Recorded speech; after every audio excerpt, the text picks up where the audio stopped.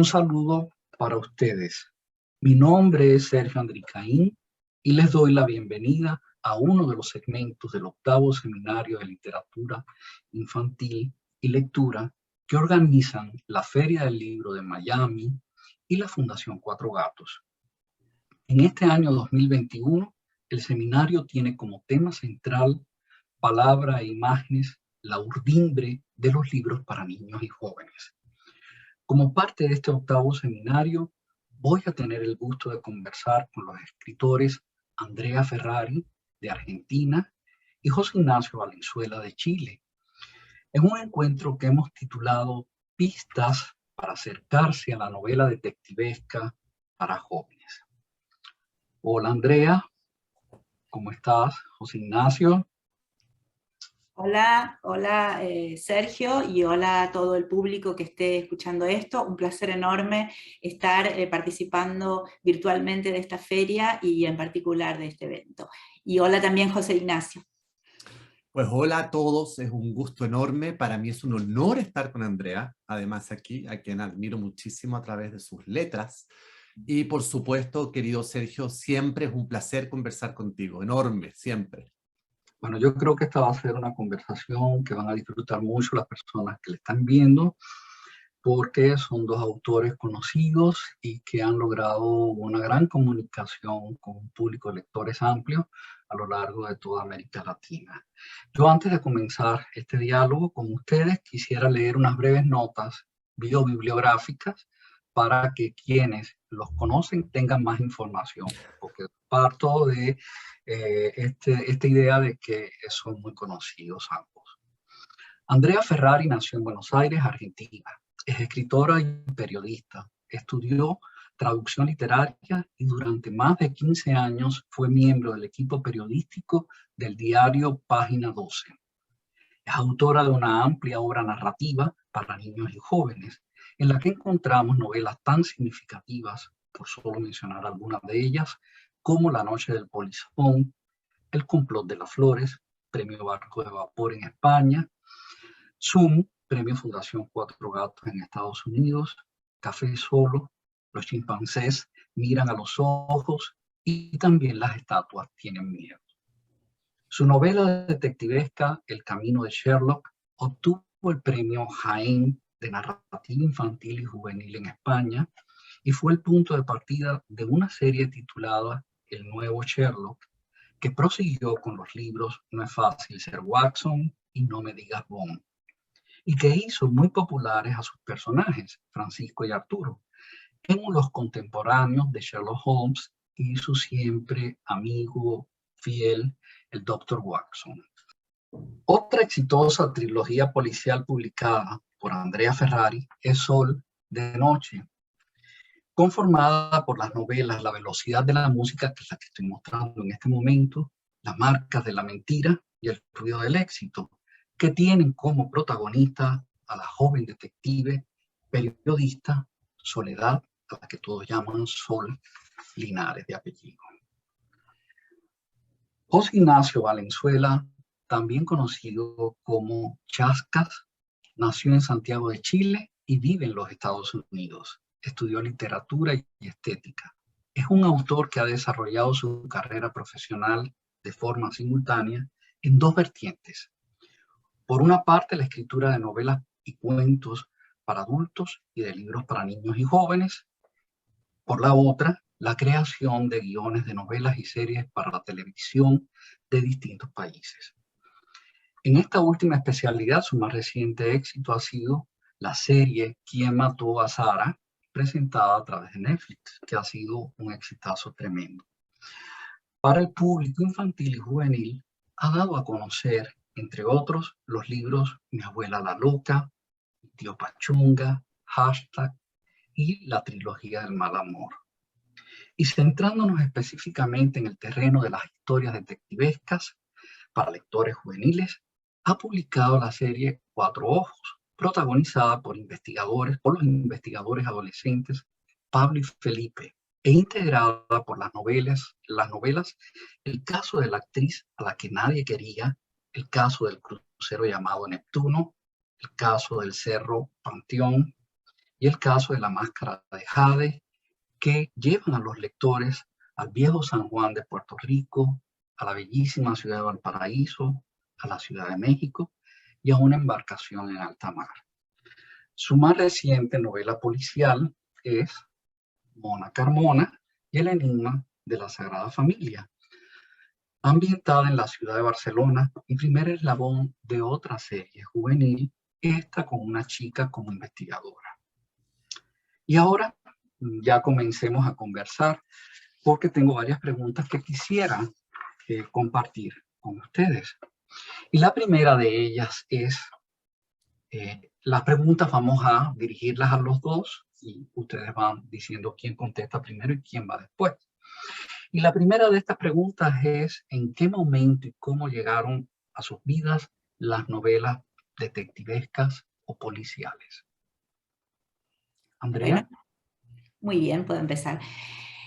Bueno, para mí llegó en mi infancia, diría. Siempre me gustó el policial. Consumí como niña y adolescente mucho, por supuesto, todo Sherlock Holmes. Luego me pasé a Agatha Christie, que tiene una bibliografía tan abundante que eso duró años. También exploré la novela negra con Chandler o Hammett. Más recientemente me gustaron autores como, podría decir, Padura con su serie de Mario Conde, o Benjamin Black con su serie de Quirk. En fin, de distintas ramas. En general me ha interesado más el policial de enigma, si bien el negro también me resulta atractivo. Y creo que ese placer que tuve, digamos, en la infancia, en la adolescencia, leyendo el policial, fue lo que luego como autora ya adulta me impulsó a tratar de lograr ese mismo efecto en mis libros para jóvenes. Creo que hay algo en el policial que podríamos definir casi como un duelo, ¿no?, entre el autor y el lector. Esto que uno le va, como autor, le va tirando, digamos, pistas al lector, que es un lector muy activo, que va buscando al mismo tiempo la solución. Eso me atrae mucho y me gusta de alguna manera poder establecer esa relación con mis lectores, ¿no? Como que estamos en un juego que constituye el policial. Así que bueno, digamos, desde ese origen hasta ahora he mantenido ese placer enorme que me da la historia de suspenso. José Ignacio, y a ti, ¿en qué momento te encuentras, en qué momento de tu vida tú te tropiezas con este tipo de novelas y de historias? Yo recuerdo perfectamente el día, porque fue para mi cumpleaños número 12. Estaba dejando atrás las lecturas de infancia, esas lecturas más bien donde se privilegiaba una anécdota más simple o una ilustración más poderosa. Tengo que poner en contexto además que estoy hablando de los años 80 en Chile, donde estábamos en un periodo bastante oscuro de la historia, digamos, donde la vida era muy en blanco y negro, y donde no había tampoco mucho acceso a libros, ni a librerías, ni siquiera tampoco a bibliotecas.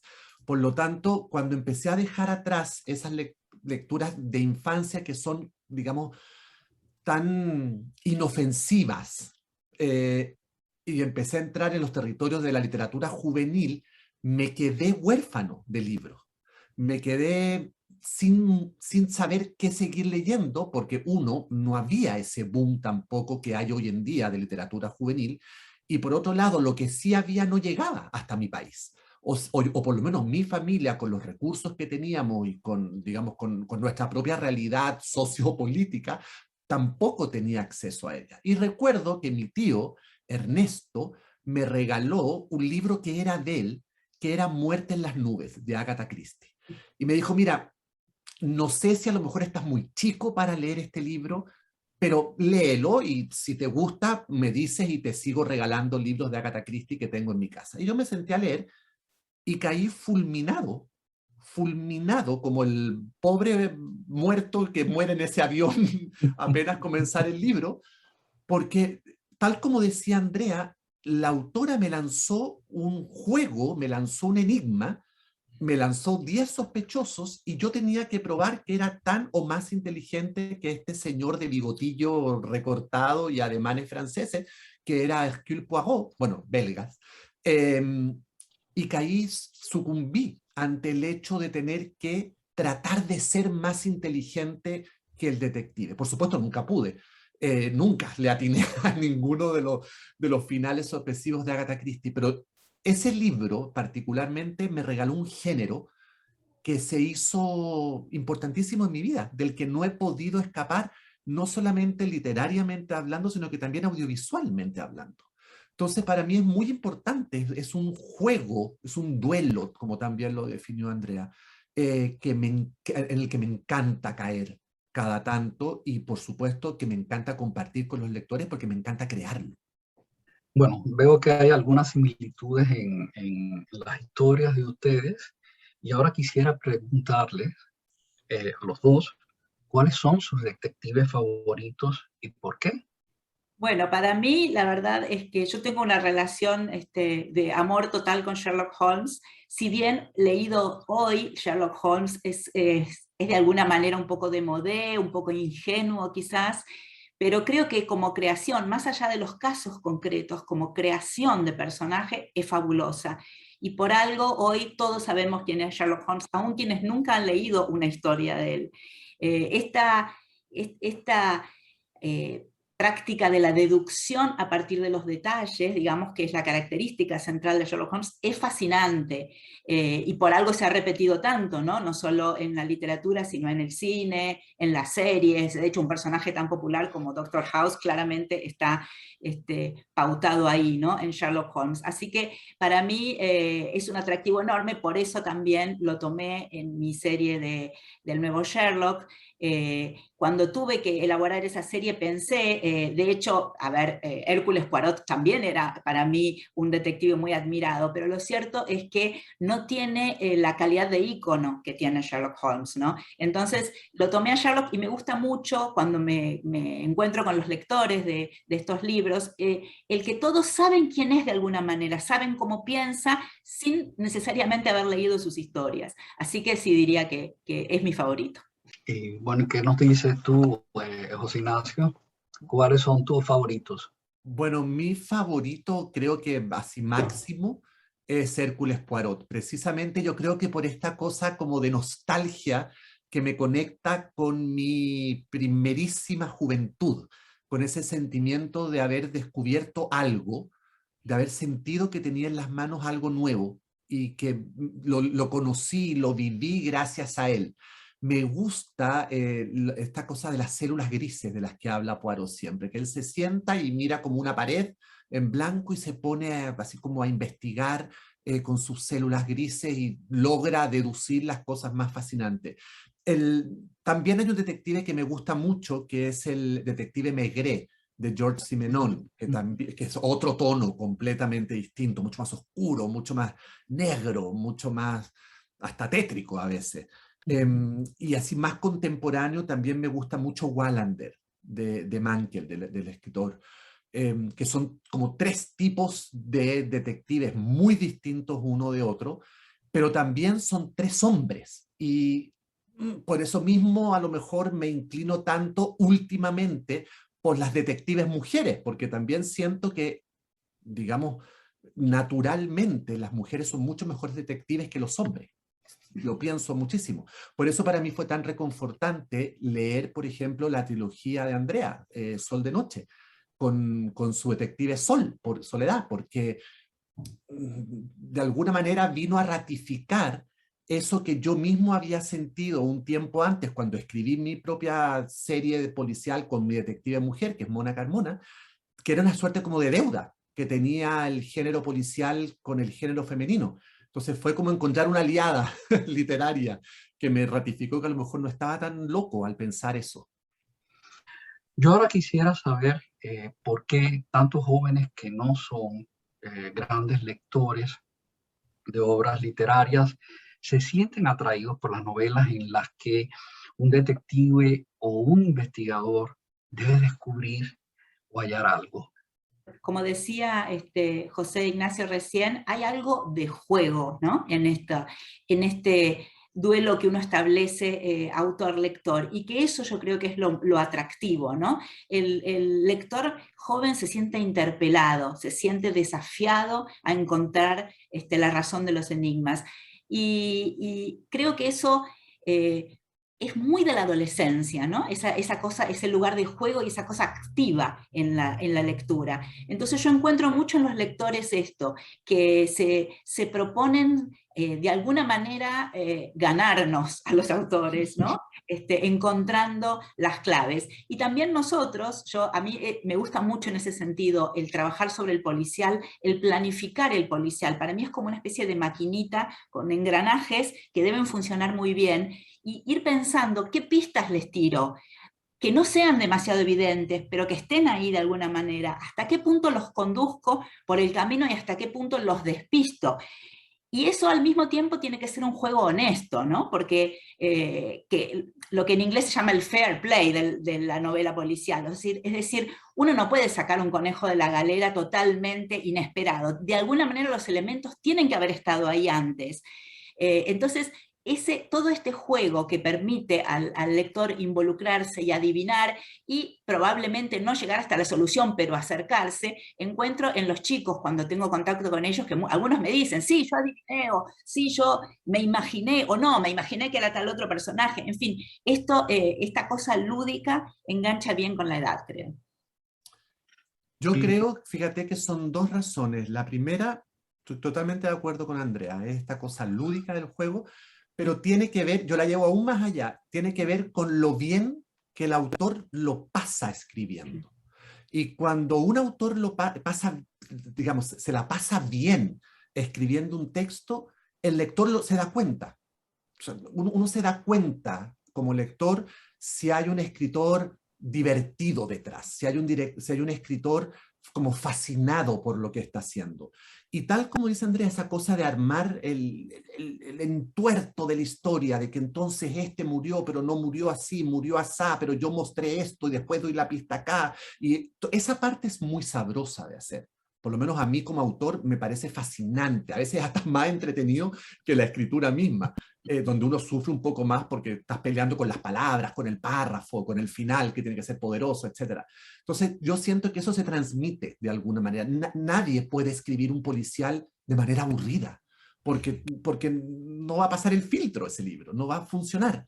Y lo otro, creo yo, que esto ya es una teoría completamente mía, que puedo estar totalmente equivocado, pero yo siento que la adolescencia es el lugar perfecto para leer novela detectivesca, no porque sea escrita para jóvenes, sino que es ese periodo de edad, uno tiene más preguntas que respuestas en la vida.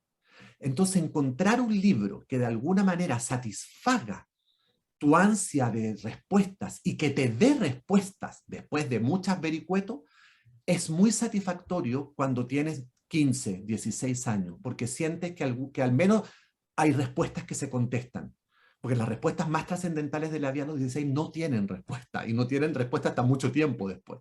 Entonces, sentir que hay una literatura que te contesta cosas, yo creo que te deja tranquilo a esa edad. Y por eso creo yo que históricamente la literatura policial, que nunca, insisto, fue literatura juvenil. Agatha Christie no escribía para jóvenes. Conan Doyle no escribía para jóvenes. Pero fueron, de alguna manera, adoptadas por los jóvenes porque son lecturas que les satisfacen las respuestas que andan buscando. No, y también los ayudan a formular preguntas. Esa es la etapa en que el joven tiene que entrar en el mundo de los adultos y ya asumir responsabilidades, y sabe que tiene que cuestionarse ese mundo y buscar su espacio propio y tratar de encontrar algunas respuestas a todas las preguntas que se formulan. Yo creo que eso es fundamental en esa empatía que logran con las historias que tienen enigmas y que hacen que haya que descifrar algo. Ustedes dos tienen una larga experiencia con las historias detectivescas para el público juvenil. Y yo quisiera saber ahora cuál es el gran reto al escribir una novela de este tipo para ese público, en el caso de cada uno de ustedes.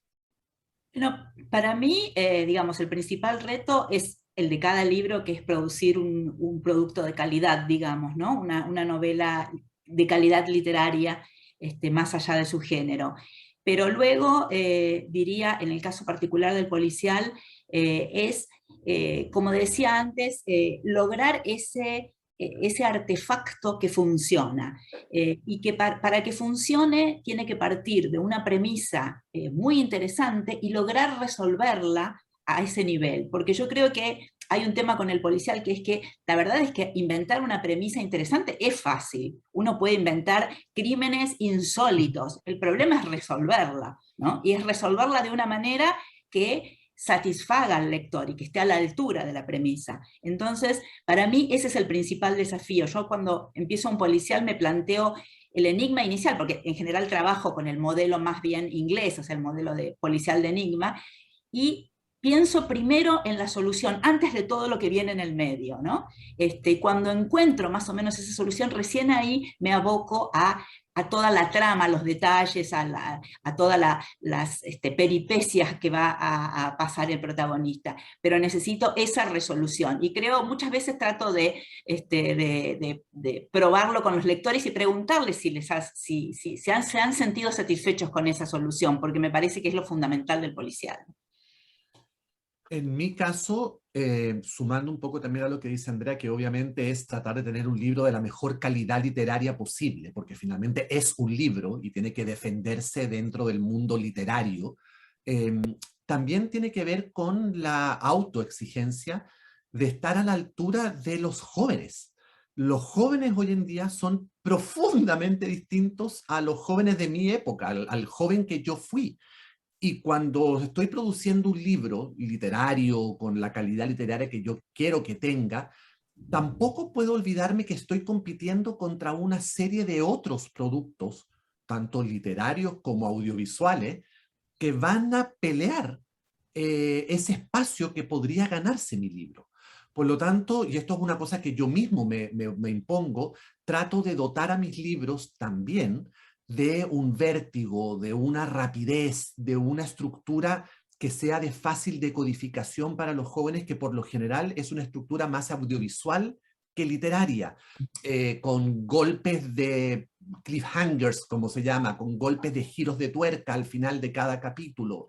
Tratar de construir un contenido que sea atractivo, no solo de leer, sino que también de imaginar. Y eso me parece que es para mí, al menos, una de las cosas más difíciles. Porque claro, cuando uno escribe, uno tiene una suerte de película en su cabeza. Y que uno, de alguna manera, está permanentemente reproduciendo en palabras, pero está recurriendo a ella cuando escribo. O sea, yo cierro los ojos y veo mi escenario, veo a mis personajes, los escucho hablar, y lo que hago después es tratar como un medium de bajar eso a papel. Pero eso que yo imagino, cada vez le voy subiendo la vara. Cada vez tengo mejores actores adentro de mi cabeza, cada vez tengo mejores locaciones, cada vez tengo mayores efectos especiales.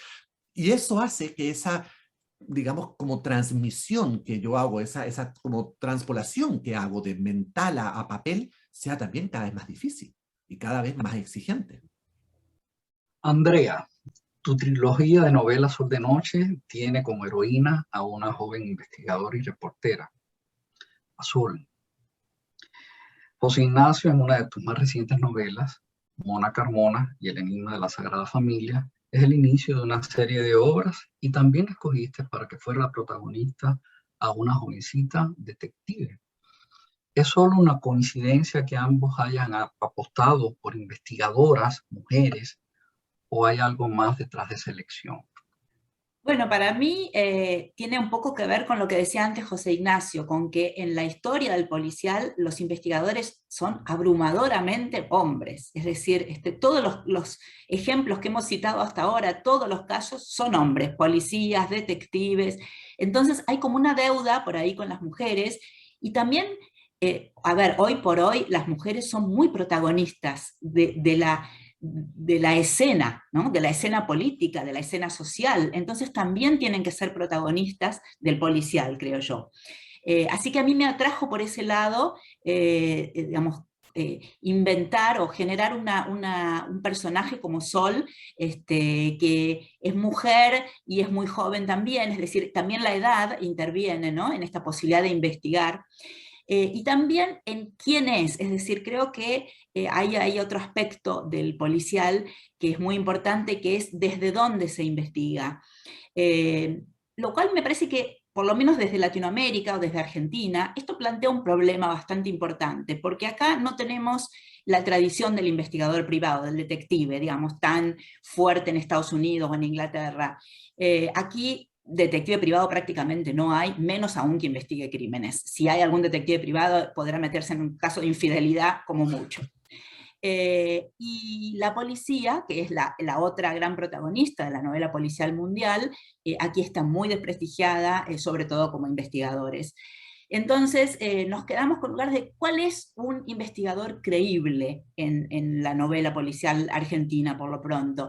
El periodista aparece como un investigador creíble porque realmente la actividad periodística tiene como elementos de contacto con lo que sería la investigación criminal, esa búsqueda de pistas, el unir datos, el meterse en lugares extraños, es decir, se acerca mucho. Así que en ese sentido, a mí, que soy, digamos, originalmente periodista, si bien yo no trabajo en esto, y que he vivido mucho el mundo de la redacción periodística, me parecía como muy interesante esto de unir a la mujer, que hoy en el periodismo es muy fuerte, con la investigadora.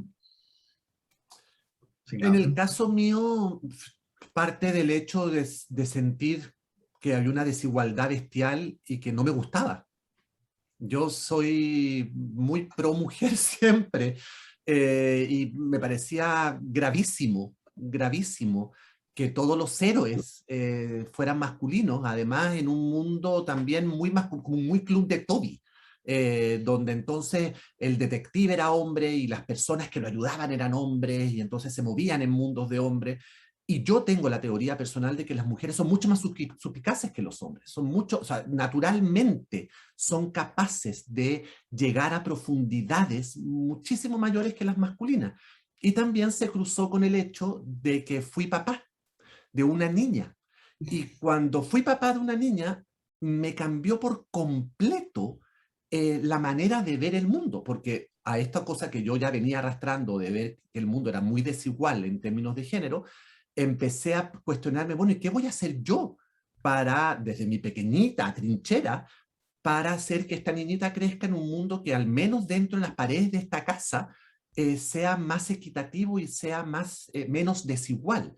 Bueno, voy a partir por lo que puedo hacer, que es mi trabajo. Entonces decidí crear un personaje o una niña detective que, si es que mi hija en algún momento de la vida decide ser lectora o le gusta seguir leyendo, se sienta orgullosa de ese personaje y sienta que su papá a lo mejor no metió las patas tan profundamente con la selección de los personajes que hacía. Por eso además Mona Carmona, el libro físico, está dedicado a ella, porque fue como el primer regalo que le hice, como decir, si tú quieres ser una heroína, si a ti te interesaría ser una heroína y saltar paredes, investigar y subir a las torres de la Sagrada Familia a la medianoche y atrapar criminales, bueno, aquí hay un ejemplo que seguir, aquí hay un héroe al cual admirar en algún momento y está escrito para ti. Entonces se me conjugó, digamos, como mi rabia personal versus esta paternidad que me tomó tan de sorpresa y que me cambió tan de sorpresa la manera de escribir incluso. Hemos estado hablando de Sol, de Soledad, y hemos estado hablando de Mona Carmona, y yo quisiera que ambos describieran brevemente esos personajes para los autores que no los conocen, porque estamos diciendo el porqué, pero no sabemos quiénes son. Si pudieran dar unos datos breves de cada uno, de cada una de estas protagonistas detectives de sus novelas, me parece que sería bueno. Bueno, yo empiezo entonces. Sol es una chica que en el primer libro, en La velocidad de la música, tiene 16 años, que su madre ha muerto en circunstancias que no quedan claras hasta el final de la trilogía, ¿no? Pero en circunstancias un poco misteriosas. Su madre era fotógrafa, ha muerto cuando ella era muy pequeña, cuando tenía 3 años, es decir, que la ha criado su padre, y su padre es el jefe de redacción de un diario, de modo que ella ha crecido de alguna manera en los pasillos de ese diario y se ha convertido en una periodista casi por inmersión, digamos, es decir, por estar todo el tiempo ahí hablando con los periodistas, con los fotógrafos, con los diagramadores. Y le atrae mucho lo que es el mundo criminal, es decir, que uno de sus amigos es un viejo periodista de policiales que le ha contado todo sobre las distintas los distintos cadáveres con que se ha topado a lo largo de su carrera. Así que Sol está como muy ilusionada con meterse en ese mundo, pero como todavía no puede, inventa un blog que se llama Sol de Noche, a través del cual ella anónimamente, o con un nombre falso, digamos, va a ir desentrañando algunos de estos misterios.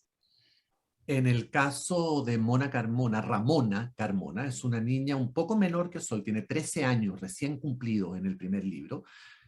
Curiosamente también es huérfana de madre, vive con su padre en México y tiene una relación bastante conflictiva con su padre y con su familia. Hay una cosa que no sabe muy bien de su familia, tampoco de la mamá, y todo esto la sorprende con la muerte de su abuelo, que es un catalán que vive en Barcelona, y entonces Mona y su padre están obligados a viajar hasta Barcelona para hacerse cargo del departamento del abuelo, vender los muebles, etc.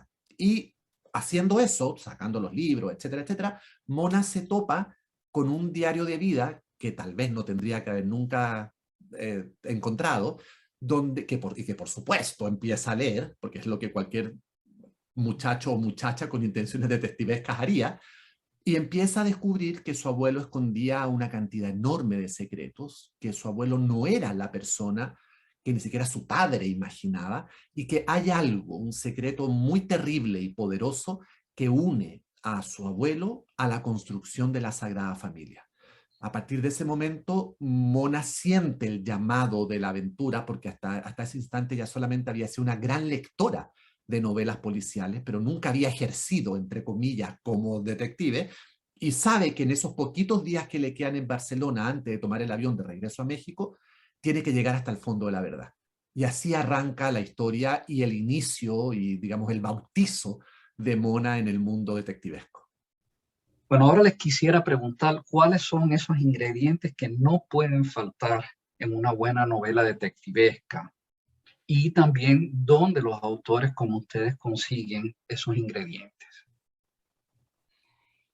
Bueno, yo creo que, a ver, hay en lo que se llama el whodunit, o sea, el policial más clásico que empieza normalmente con una muerte, los ingredientes son casi clichés, pero digamos todos los tomamos, ¿no? Es decir, esa muerte misteriosa, que a veces puede ser la historia del cuarto cerrado, digamos, ¿no? Cómo entró, cómo salió el asesino, cuáles son las pistas, luego los protagonistas, que tienen que ser intrigantes, interesantes, etc.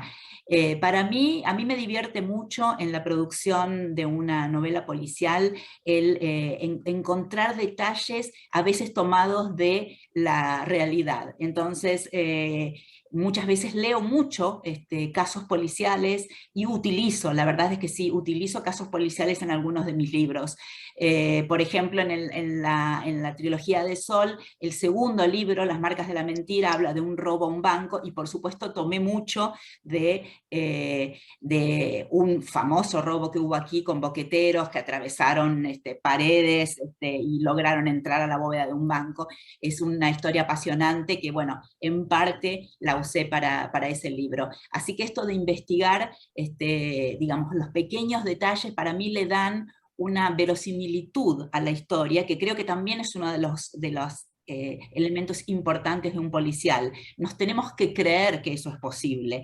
Y esa verosimilitud yo siento que se da a partir de tramas sólidas y también a partir de escenarios. Entonces a mí me gusta esto de que los escenarios sean creíbles. Por ejemplo, en el caso de uno de los libros de la serie de Sherlock, aparece un cuerpo en la Ciudad Universitaria de Buenos Aires. No sé si ustedes conocen Ciudad Universitaria, es un predio que está por la zona, digamos, de Palermo-Belgrano, y lo que yo supe en esa época, a partir de un profesor de mi familia que trabajaba allí, era que se habían originado, o sea, existen 3 pabellones, pero había habido el proyecto de hacer otros pabellones que quedaron a medio construir, y entonces hay unos pozos en Ciudad Universitaria que los estudiantes conocen que están ahí, pero están como medio tapados. Entonces fui, los miré, los fotografié, en fin, era el lugar ideal para un cadáver en Buenos Aires. De modo que creo que son estas pequeñas cosas, estos datos de verosimilitud que a mí personalmente me encanta investigar y que permiten generar un producto más interesante. En el caso mío, fíjate, Sergio, los elementos son los mismos que utilizo para un producto audiovisual también. No hay mucha diferencia para mí, porque siento que apelan a lo mismo, que es mantener cautiva a tu audiencia, mantenerlos atrapados, lanzarle este gran anzuelo al comienzo, que es esta habitación cerrada, este caso inexplicable, este enigma poderosísimo. Y después de eso, si es lo suficientemente potente, ya los tienes atrapados en una buena cantidad de porcentaje, pero tienes que mantenerlos activos y pensando a lo largo de tu libro o de tu serie audiovisual. Por lo tanto, para mí hay elementos que son súper claves, como por ejemplo las pistas falsas. Siempre, al mismo tiempo que estoy creando las pistas reales que van llevando poco a poco hacia la conclusión del caso y que son las pistas verídicas, digamos, también tengo pistas que son falsas y que son tan entretenidas o que debieran ser tan entretenidas como la verdadera. Otro elemento que para mí es fundamental es que la historia sea clara.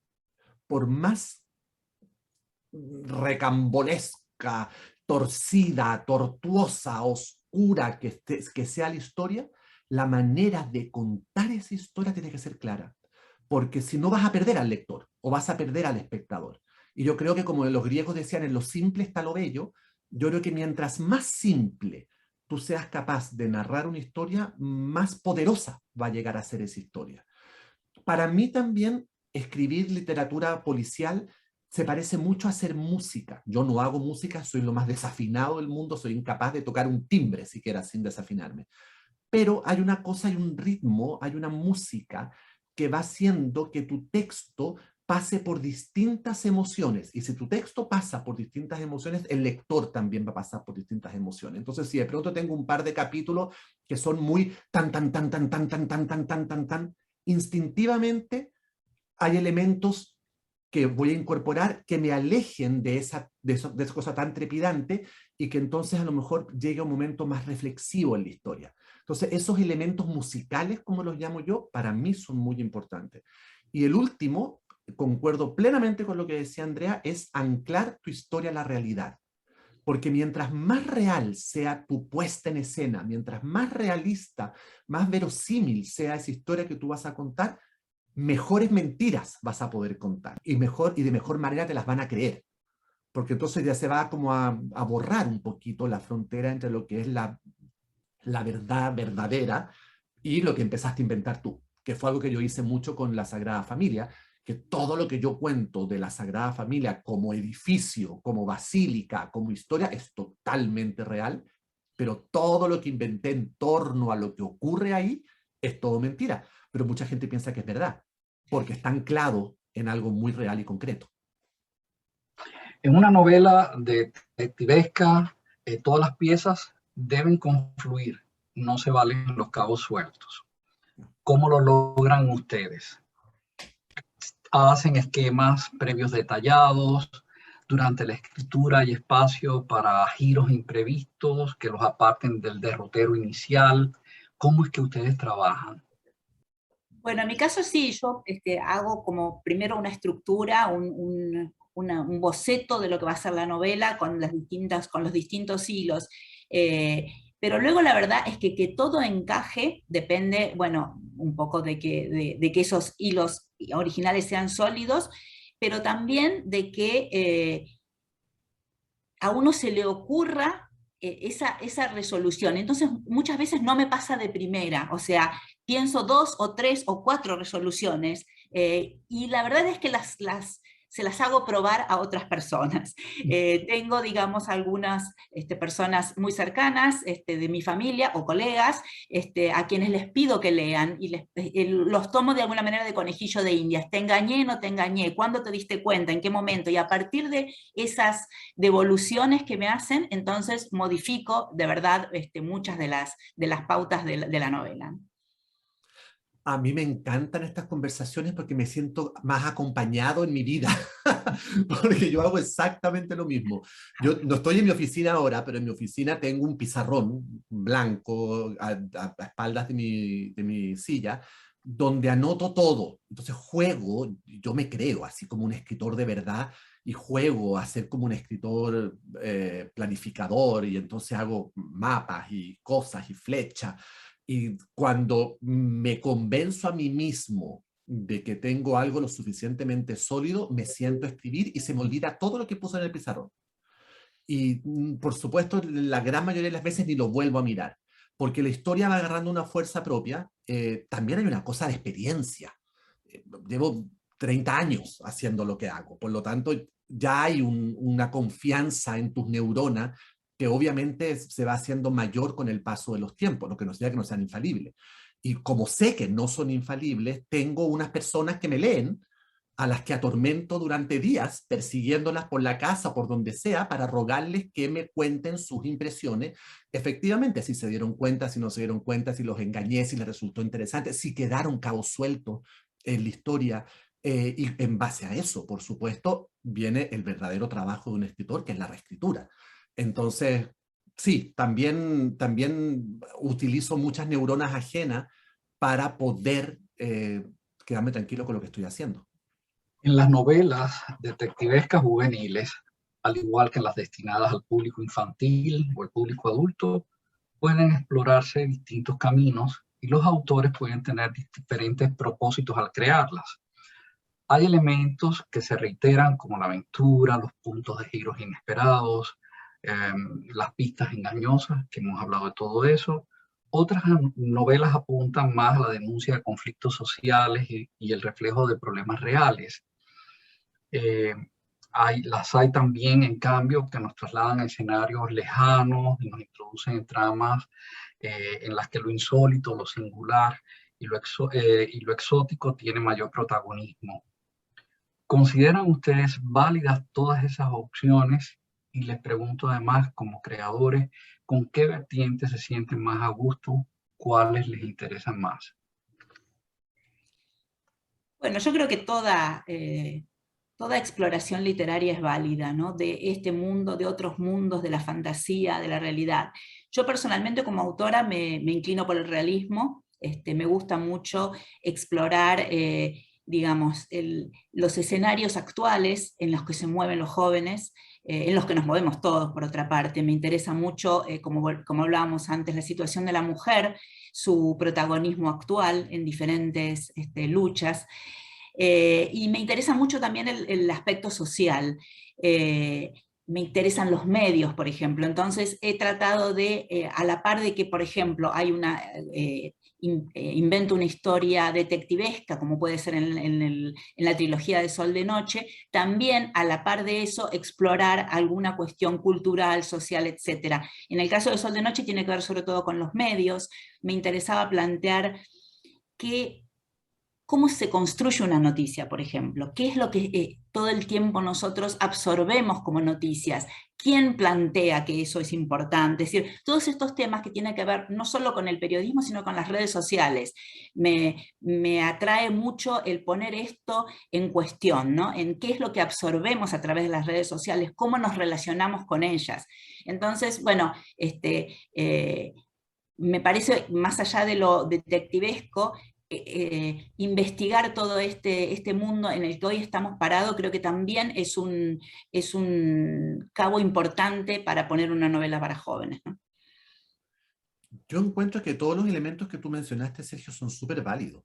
La gracia está en cómo los usas para contar la historia. Ahora, en mi caso personal, no me había cuestionado eso con respecto a mi propio trabajo, y mientras escuchaba a Andrea estaba urgentemente tratando como de autoanalizar mis propios libros, y tengo la sensación que a mí me gusta lo exótico, me gusta lo diferente, me gusta la diversidad. Entonces descubrí recién, mientras en los últimos 30 segundos, que en general todas mis novelas policiales, ya sean para jóvenes o un poquito más para adultos, suceden en lugares remotos, suceden en lugares distintos. en San Juan de Puerto Rico. Tengo la serie de los casos policiales que suceden en San Juan en el viejo San Juan de Puerto Rico, después en un crucero en Miami, después en el Museo de Antropología de México, después en un cerro en Valparaíso, y Mona ahora está situada en la Sagrada Familia, y los libros que vienen después también van a estar situados en lugares muy particulares. El segundo va a suceder en Chichén Itzá, en las ruinas mayas. Entonces me gusta esa mezcla de algo como muy exótico, muy distinto, que ojalá también tenga un pasado y que me permita sacar pistas de la escenografía misma, y contraponer esta realidad tan apabullante, tan enorme, tan magnánima, tan espectacular, con un proceso emocional, mental, psicológico de los personajes. Por eso me encantó haber escrito Mona, porque mientras está saltando por las torres de la Sagrada Familia o bajando a las criptas subterráneas, está enamorándose por primera vez y está peleando con el papá y está extrañando a la mamá y le están pasando cosas emocionales adentro. Ese contraste del adentro y el afuera creo que para mí es lo más sabroso de explorar. Yo creo que los dos son buenos creadores de personajes, de conflictos con su propio contexto, y eso le da un valor importantísimo a las obras. O sea, no es solamente la estructura, la composición, la escritura de la novela, sino yo creo que ustedes dos han creado personajes que pueden enganchar con los niños, con los jóvenes, ¿no? Porque en definitiva, de alguna manera reflejan lo que ellos piensan y los espacios que ellos habitan. Y eso me parece un gran logro, digamos, de las novelas de ambos. Ahora quería pedirles que piensen en las novelas policiales favoritas de todos los tiempos para ustedes dos, y quisiera saber cuál de ellas le habría gustado escribir y por qué. A mí hay una novela, la verdad que no podría decir cuál es mi favorita porque necesitaría más de 30 segundos para pensarlo, pero hay una novela dentro de lo que es el policial argentino que me gusta mucho, que es Crímenes Imperceptibles, de Guillermo Martínez. Quizás la hayan leído ustedes o quizás hayan visto su adaptación cinematográfica, que también la hubo. Es una novela, digamos, que transcurre en Oxford, si bien algunos de los personajes son argentinos, y me parece logradísima. Y sí, creo que lo envidio por haberla escrito. Hay una novela que nunca se me olvidó, y si no se me olvidó es porque algo causó en mí, que es la novela Y no quedó ninguno, de Agatha Christie, donde 10 personajes son invitados por razones muy misteriosas a una isla perdida en mitad de la nada, de la que no se puede salir, y esos 10 personajes empiezan a morir uno a uno siguiendo los versos de una canción, y mueren los 10. Y tú dices, pero entonces, ¿quién es el asesino si se murieron los 10? Y hay una explicación final, que por supuesto no la voy a revelar, donde tú dices, no puedo creer que me hayan engañado de esta manera. Ese libro, yo creo que el armazón, la estructura, el esqueleto de ese libro es tan brillante que, bueno, no por algo es uno de los libros más vendidos de la historia de la humanidad de respecto a la novela policial, porque es una genialidad absoluta. Y ya para ir cerrando, tengo una última pregunta, que es, ¿qué es para ustedes una buena novela detectivesca? ¿Y qué le pides qué le pide cada uno de ustedes a ese tipo de narrativa? Bueno, para mí una buena novela detectivesca me tiene que sorprender en algún punto, lo cual cuando uno ya tiene mucha experiencia como lector policial no es tan fácil, ¿no? Porque uno ya se imagina muchas veces las resoluciones, así que ese factor de la sorpresa yo lo valoro muchísimo. Luego valoro que vaya un poco más allá de lo que es el policial, es decir, me interesan las novelas policiales que te aportan otra cosa, cuyo contexto o por las características del personaje tienen algo más, ¿no? Entonces, por eso al principio yo mencionaba, por ejemplo, un personaje como Mario Conde de Padura, en el sentido de que te da un contexto político, social, hasta literario, porque el detective lee, entonces hay más allá hay mucho más que el mero crimen, ¿no? Así que creo que básicamente son esas las cosas que me atraen. Últimamente leí una novela que se llama Tres, de un autor israelí, Dror Mishani, que me gustó mucho y me provocó la siguiente reflexión. Esto, cuando empecé la novela, esto no parece un policial, porque iba tan a fondo con el personaje que parecía más bien una novela psicológica, hasta que en algún momento eso se vuelve policial. Entonces me pareció ese enfoque sumamente interesante. En mi caso yo le pido placer. Para mí es placer. Es sentarme o acomodarme en mi cama con unos cojines, con unas galletas y abrir esa primera página y sumergirme en esa historia que me tiene que provocar placer. Si no me provoca placer, no la termino de leer. Soy así de categórico con el género policial. Tiene que darme como esta cosa fascinante que le da a uno cuando está frente a una buena película o frente a una buena obra de teatro o frente a una buena novela, que te pican como las manos por seguir leyendo. Me encanta y exijo en una buena novela policial que me engañen bien, que me hagan caer, pero hasta el fondo del pozo, y que me engañen, pero con todas sus letras, no a medias, sino que me engañen totalmente. Y concuerdo plenamente con Andrea diciendo que yo espero que la novela no se trate solamente de lo que se trata la novela.